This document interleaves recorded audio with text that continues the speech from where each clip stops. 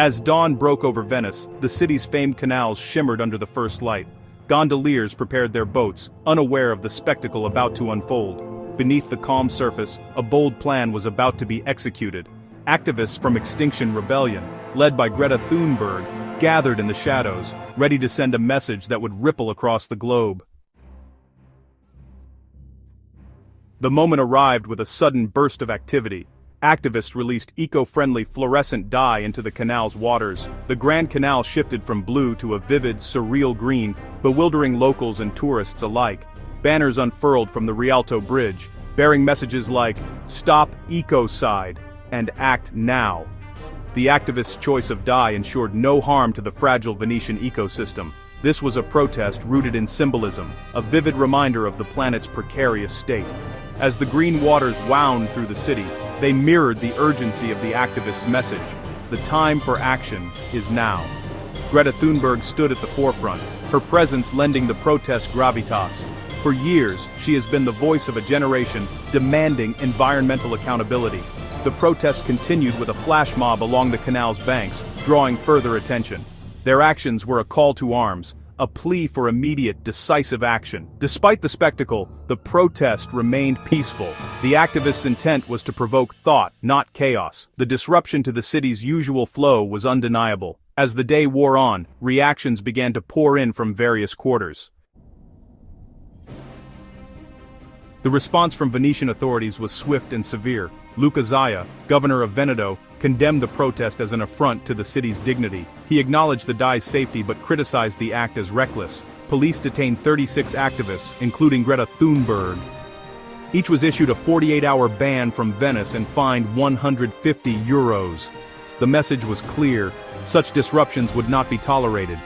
The authorities' response highlighted the tension between protecting cultural landmarks and demanding urgent climate action. Among locals, opinions were divided. Some Venetians saw the protest as an intrusion and a disruption to the city's beauty. Conversely, many tourists were supportive, seeing the spectacle as a highlight. Some admired the activists' boldness, agreeing that the climate crisis warranted dramatic measures. The divide underscored the complex nature of public demonstrations in the fight against climate change. The timing of the Venice protest was no coincidence. It coincided with the conclusion of the COP30 summit in Brazil, which failed to produce a binding agreement on phasing out fossil fuels. Despite support from over 80 countries, resistance from key nations like Italy resulted in a watered-down proposal. Italy's role, under Prime Minister Giorgia Meloni, was particularly contentious. The government's resistance to strong climate commitments drew criticism from environmental groups. The protest in Venice was a direct response to Italy's perceived obstructionism. Activists hoped that by drawing attention to Venice, they could amplify their message about the urgency of climate action. The Green Canal became a metaphor for the environmental tipping point the world faces. It served as a stark reminder of the consequences of inaction, especially in a city already grappling with rising sea levels. The protest was one of many coordinated actions across Italy, signaling a unified demand for stronger climate policies. Greta Thunberg's participation elevated the protest's significance. Her presence underscored the seriousness of the activists' demands. Thunberg's arrest, though brief, was a potent reminder of the lengths activists will go to draw attention to climate issues. Her involvement was both symbolic and a testament to her unwavering commitment. The use of eco-friendly dye emphasized their commitment to nonviolent protest. The Green Canal was meant to provoke thought and inspire action. Thunberg's detention only galvanized her supporters. The Venice protest became a testament to the power of symbolism in the fight for climate justice. The Venice protest reignited debate about the effectiveness of dramatic acts of civil disobedience. Critics argue these protests can alienate potential allies and disrupt public life. They contend that turning the Grand Canal green, regardless of the dye's safety, was an unnecessary provocation.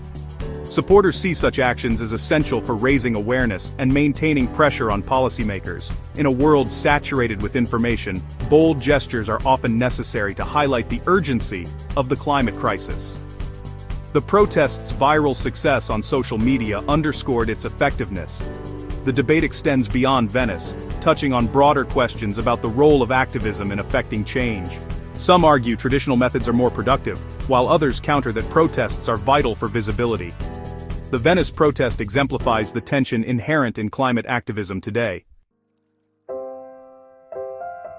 In the hours following the protest, the green dye in the Grand Canal began to fade. The city resumed its familiar rhythm, gondolas gliding and tourists exploring. The activists' message, however, lingered. Social media buzzed with images and videos, ensuring the call for urgent climate action reached a wide audience. The viral nature of the protest kept climate change in the public eye.